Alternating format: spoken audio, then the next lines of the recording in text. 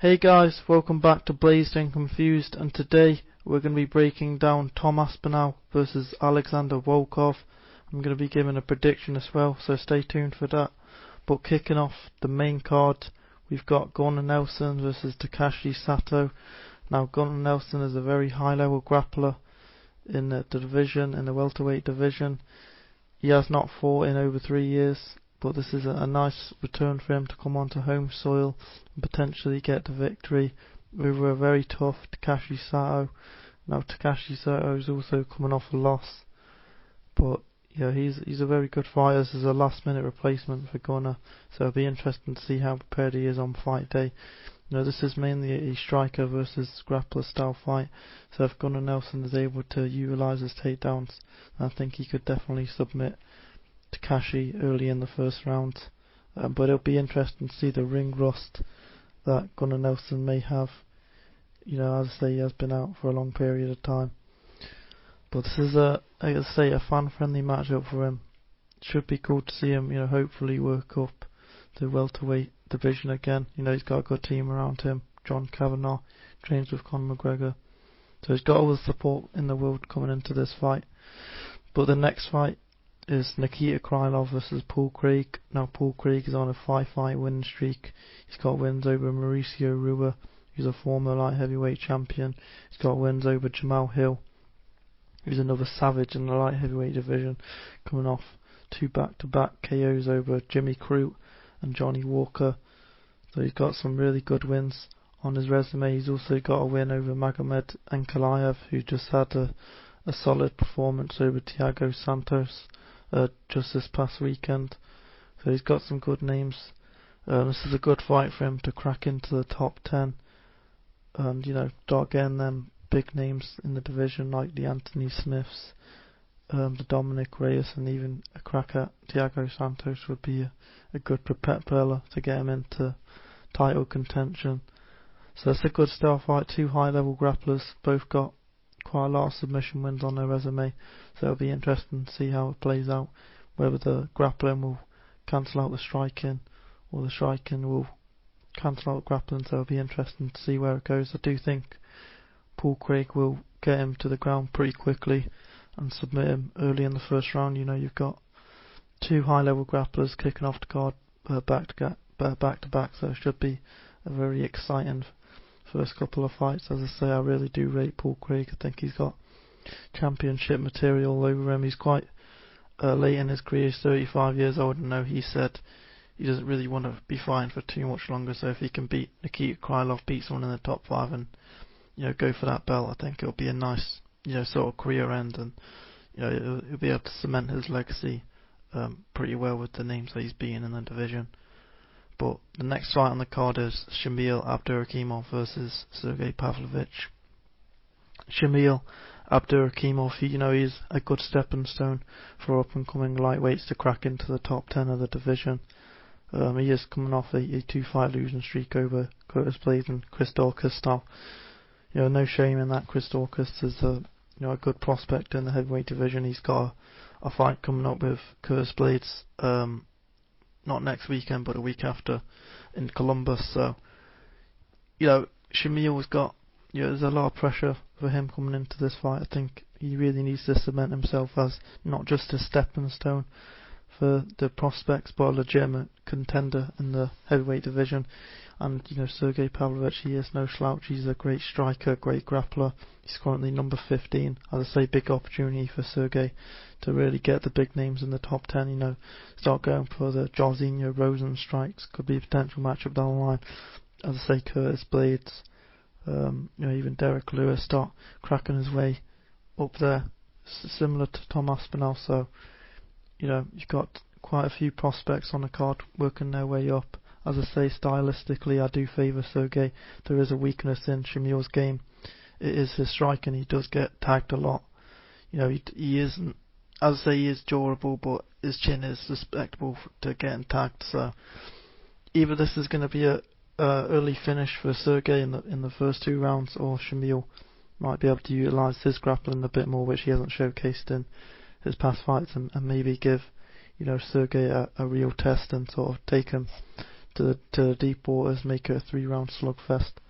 But I definitely do see Sergey knocking Shamil out in the earlier rounds. I think, as I say, you got a bunch of new wave of fighters coming up, a new generation of fighters are coming, wiping out all the old dogs.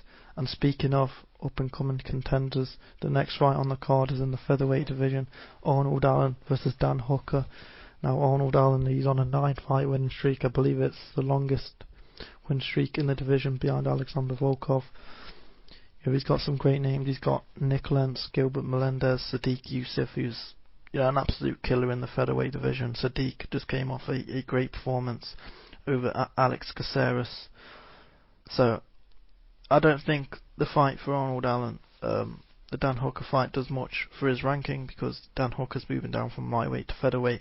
So it's a massive chance for Dan Hooker to crack into the top 10 and work his way to getting up to that featherweight belt, which I'm sure is what Arnold wants to.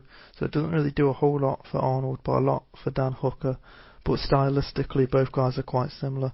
Both are very well rounded, utilise their grappling and striking fairly equally. They're very accurate in their strikes. They don't really waste their shots. They're very calculated and very disciplined in the octagon. Unfortunately, Dan Hooker is coming off a 2-fight losing streak, against Islam Makhachev. And I know he's got Michael Chandler in there, but he did get a win over Nasrat Parasat. Dan Hooker's only been in there with the best of the best. He's been in there with Dustin Poirier. He got a win over Gilbert Burns, who was a killer in the welterweight division, about to face Khamzat Chimaev. So, as I say, stylistically, this is another fan-friendly fight on the card. As for who I'd predict, I would say Arnold Allen is going to get it done. I do think it'll be a decision. I think Arnold Allen will pick Dan Hooker apart and give him a real test for the featherweight division. Show him that it's not going to be an easy return. He'll have the whole crowd chanting his name. He'll have a ton of support going into this, and I do think that'll play a factor in the fight. But another fight on the card is Paddy Pimblett versus Kazula Vargas. Now, Paddy Pimblett is a very exciting lightweight contender, just coming off a first-round knockout over Luigi Vendramini.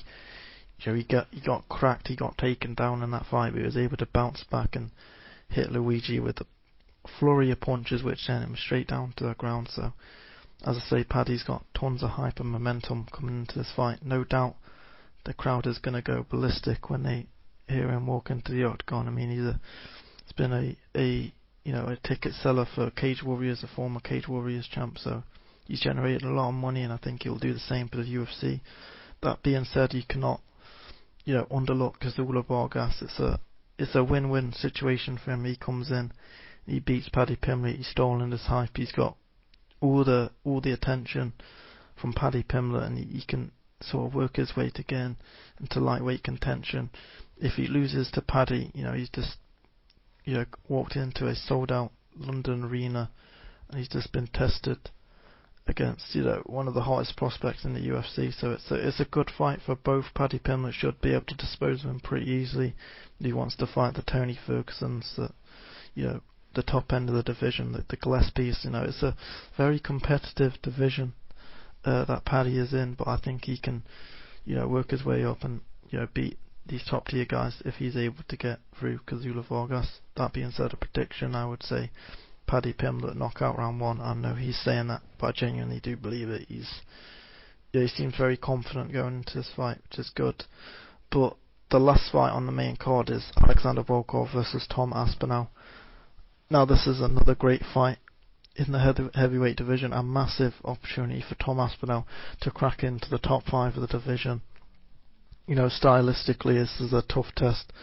Volkov is predominantly a striker. It's very rare you see him to utilise his grappling. But, Alexander Volkov has got tons of fights going into this one, tons of experience. He's been in there with Derek Lewis, Curtis Blades. He's been in there with the true top dogs of the heavyweight division. Also got a win over Alistair Overeem. Tom Aspinall's got wins over Sergey Spivak, Orlovsky, who are both very good contenders in the heavyweight division right now. So this is a really exciting fight. As I say, a big step up in competition for Tom. It'll be interesting to see how he does, against a veteran like Volkov.